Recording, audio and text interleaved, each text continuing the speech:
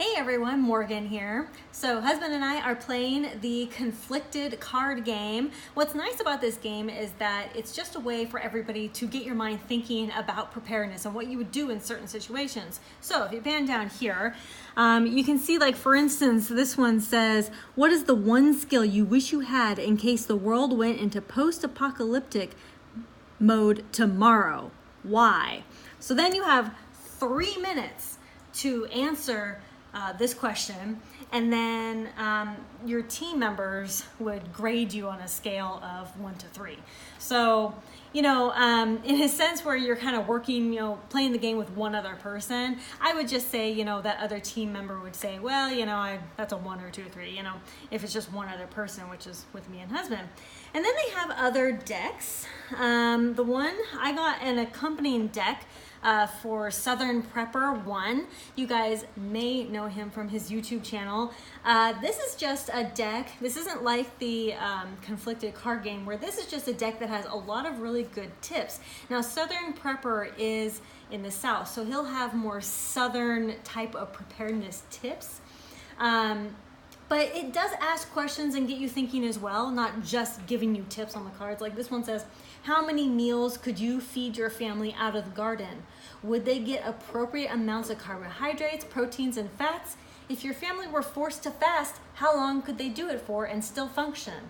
And then there are just some, a Dakota fire pit is perfect for when you need to build a fire to cook, but you need to keep your signature low. This fire pit will conceal the flame and help dissipate the smoke. And it actually has a little picture of the type of fire. So it's pretty nice. This is just a fun way to get preparedness knowledge out there. And this conflicted card game is a great way to really get your mind thinking about what you would do in these worst case scenarios. And so we're gonna play just a second, and I'm gonna show you maybe a couple of my answers. Here you go. You are alone, driving out of state, when all of a sudden your car dies. You realize your car died, and so did everyone else's. Nobody's phones are working. You have a sinking feeling that an electromagnetic pulse went off. You are surrounded by strangers from all walks of life. Everyone has very limited resources. Would you join forces or disappear on your own? What would be your main goal after this decision? So these are all really tough questions, by the way. I was just sorting through them a second ago, and I'm like, oh my gosh, this is really gonna get your mind going. So I have 3 minutes. If my car dies and it's an EMP, would I join forces or go? So normally I'm going to be with my daughter, and I have my husband to consider. So if this were a situation, I would have to get back with my husband somehow. So I think I would have to take my go bag and go find my husband, get back to my home, to my dogs who are most likely at home. It really depends on the situation, but yeah, I think I would have to probably ditch out of there. Not to sound selfish, but there's going to be a lot of people asking questions and a lot of chaos. My car is dead, what's happening? So I think in that situation I would have to think of the safety of my daughter and move along.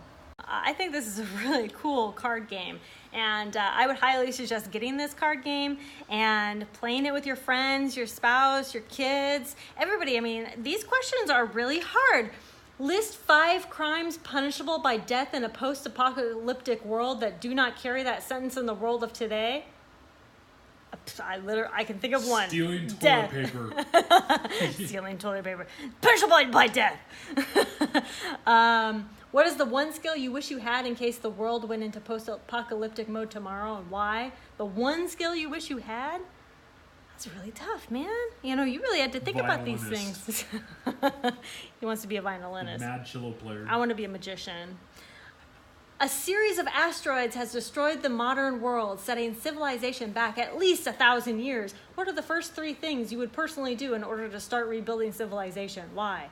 Wow, these are just loaded questions. And I mean, I think I would need just 3 minutes to think about it and then 3 minutes to talk about it. But that's what this game is all about. It's to get you thinking. So I highly recommend this game and the extra packs that come along with it. like the Southern Prepper deck that just has some awesome tips, and there's lots of different decks, okay? So go to their website. The link is down below in the description box. Go to their website, and if you really like my videos, please consider supporting me on Patreon. I offer lots of bonus material on Patreon, and come visit me on Twitter, Instagram, Facebook, and play this game with your friends and tell me what you think about it, your spouse, your kids, whatever, and tell me what you think about it. And thanks so much for watching. I really appreciate you. Conquer tomorrow by preparing today. Talk to you later. Bye.